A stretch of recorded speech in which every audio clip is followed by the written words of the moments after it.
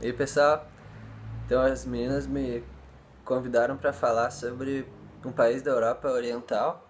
Eu estive na Hungria, então vou falar um pouquinho desse país bem diferente, completamente diferente do nosso. Foi uma experiência bem curta que eu tive lá, apenas 3 dias.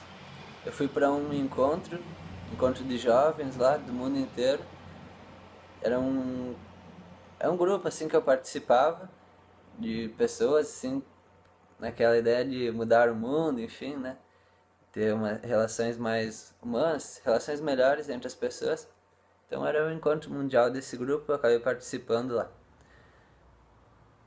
As primeiras impressões do país foram bem estranhas, porque a gente está acostumado aqui com o Brasil, tudo é alegria, felicidade, tudo.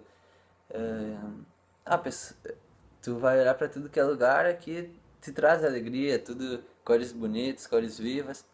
E lá eu cheguei, tá, aeroporto tranquilo. O aeroporto é igual, ou mais ou menos igual em todo mundo.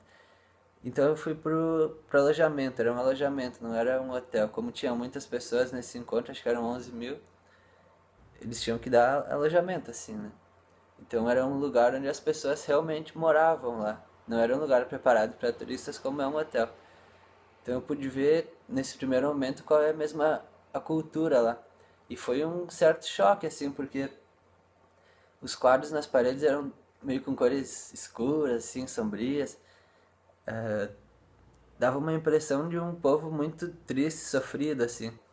E daí o cara vai entender, né, que eles tiveram uma história muito bonita lá no início, até sendo considerados o centro cultural do Ocidente, alguma coisa assim, com o reino húngaro que teve. Mas depois eles foram sofrendo, assim como muitos outros países que foram grandes no passado, eles acabaram sofrendo. Não eram países no passado, eram normalmente reinados, né? Reinos. Acabaram sofrendo e tendo péssimas, não péssimas, mas difíceis consequências. Eles sofreram muito ali nas guerras. Tinha muitos judeus na Hungria que foram mortos, foram perseguidos. Depois das guerras, então, teve o comunismo, que o comunismo era muito complicado. Eles tinham uma disciplina muito grande. Tu vê essa disciplina até hoje nas pessoas. As construções lá tem muitas construções iguais. Tu vê, esse é o bairro de moradores. Então todas as casas são iguais. Esse é o centro administrativo, todos os prédios são iguais. É bem diferente, sim. Então, todo esse período, guerras, comunismo, o fim, a divisão do antigo reino lá perdeu grande parte do seu território. A morte de muitas pessoas. Tudo isso acabou gerando uma cultura no país um pouco não, até bastante mais fechada, mais séria, mais solitária até. Tu vê muitas pessoas sozinhas ali lendo, muitas vezes lendo, não tanto interagindo, cantando, fazendo bagunça que nem nós aqui no Brasil. A cidade que eu fui foi Budapeste, que é a capital do país. O país hoje é um país normal, assim, né? Participa da União Europeia, é uma república parlamentarista, eles são, na sua maioria, cristãos. Então, podemos dizer que o país se modernizou, mas ainda dá para sentir esses efeitos do passado. Uma coisa interessante que tem lá, como eles são aí bastante voltados então para a leitura, para a intelectualidade, teve muitos matemáticos famosos que saíram de lá. E um deles é o Rubik, Erno Rubik. Esse nome Rubik pode ser desconhecido para muitos, mas talvez alguém aí pode saber. Que o nome do cubo mágico é cubo de Rubik, porque esse matemático foi o que inventou então, o cubo mágico. Foi legal que nessa viagem para lá foi quando eu aprendi a montar o cubo mágico. E também eles tiveram uma grande estrela do futebol, o Puskás, que foi um grande campeão lá no Real Madrid. É considerado por alguns até o maior jogador da história do futebol. E a seleção húngara também já ganhou 3 Olimpíadas, seleção de futebol. O Brasil nunca ganhou nenhuma. Enfim, eles tiveram um certo sucesso, um grande sucesso no futebol no passado, mas agora não tem mais. O que é legal dessa cidade de Budapeste que eu estive, então teve esse lado, primeiro falei do lado mais estranho, que mais chamou a atenção primeiramente, Mas depois ali, tá, cheguei lá de noite, então acaba tornando aquela imagem ainda mais estranha ali, assustadora, assim. Mas aí nasceu o dia, fui conhecer a cidade e vi que é uma cidade magnífica, que justifica ela ser uma das considerada ela ser considerada uma das cidades mais bonitas do mundo e ser uma das cidades mais visitadas do mundo também. Milhões de turistas vão lá todo ano. Até também porque é barato. É barato visitar a Hungria, é barato visitar a República Tcheca, porque a moeda deles é mais desvalorizada que a nossa. Mas enfim, o que é mais bonito nessa cidade, então, a gente pode dizer que é a geografia dela. Por quê? A cidade de Budapeste é a união de duas cidades, a cidade de Buda e a cidade de Peste. Essas duas cidades são cruzadas, eram divididas ainda são, mas hoje são uma só cidade, então eram divididas pelo Rio Danúbio. Rio Danúbio que é um baita de um rio também.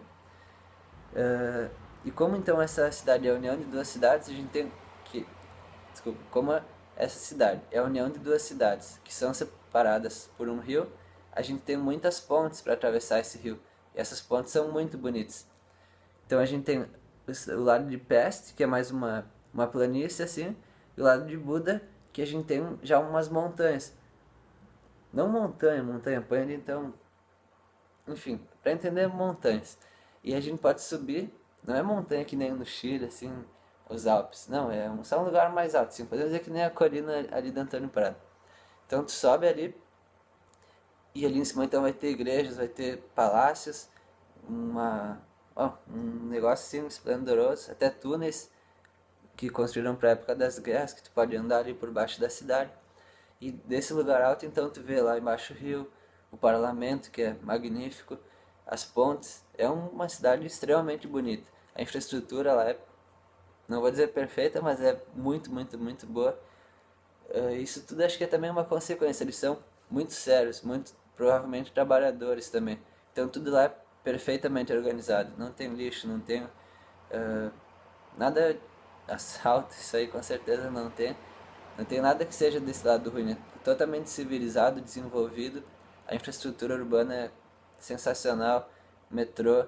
O metrô é tão. A escada rolante do metrô é tão alta, tão comprida, tão inclinada que dá a impressão de que tu vai cair assim quando tá subindo e não tem como ver o fim. É bem estranho, bem profundo o metrô.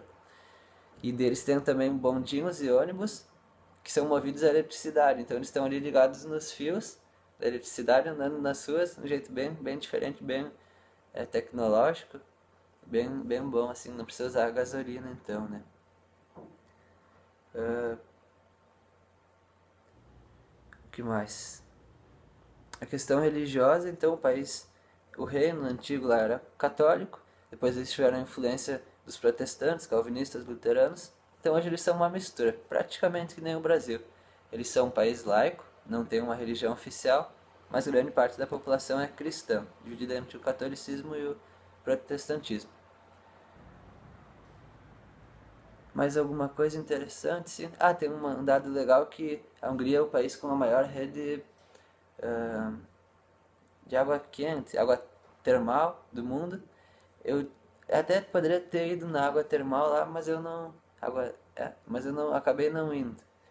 Eu tinha acho que só um dia assim que era livre, os outros tinham um evento, então acabei preferindo fazer outras coisas, mas lá é o maior do mundo assim.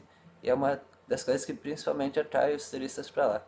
Então essa geografia da cidade, água termal, a infraestrutura urbana, assim ao redor do rio, tem uma estrutura muito legal onde as pessoas vão correr, andar de bicicleta. É muito bonito, muito bonito. É uma cidade bem legal de se visitar. Um país, eu não sei dizer porque eu não estive nas outras cidades, mas que eu ouço dizer, Hungria, República Tcheca, são países que mesmo que valem muito a pena. A questão triste e complicada é essa herança, então, do passado, do comunismo, das guerras, que deixou essas cicatrizes de construções iguais, um povo mais centrado, mais silencioso, as pessoas não interagem muito, porque imagina todo esse período de sofrimento que eles tiveram, tantos judeus que foram perseguidos, mortos, tantos probleminhas aí que eles tiveram, fica essa cicatriz, essa dificuldade de conviver, de olhar a vida como ela é, de acreditar, de ter esperança. Eu acho que é bastante complicado. A gente teve uma ditadura aqui no Brasil, mas que com certeza nem se compara com do que eles tiveram lá. Tantas vezes que eles foram destruídos, o país, a cidade, destruída pelas guerras, por todos os problemas, a Revolução de 56, que foi bem conhecida, assim, que teve lá também. Então muitas vezes eles foram destruídos, tiveram que se reconstruir, lutar, muitas injustiças eles sofreram, então é um povo meio sofrido, assim, bem diferente do nosso aqui, que é sempre alegria, por mais que nos roubem, por mais que a gente tenha ali pessoal que não trabalha muito direito, a gente tá sempre feliz, comemorando, e lá deu pra perceber que é bem diferente. Acho que é mais ou menos isso aí, então, pessoal. Um abraço aí pra Prof. Rose, espero ter contribuído pro trabalho de vocês. E boa sorte e boas aulas pra vocês, bom trabalho.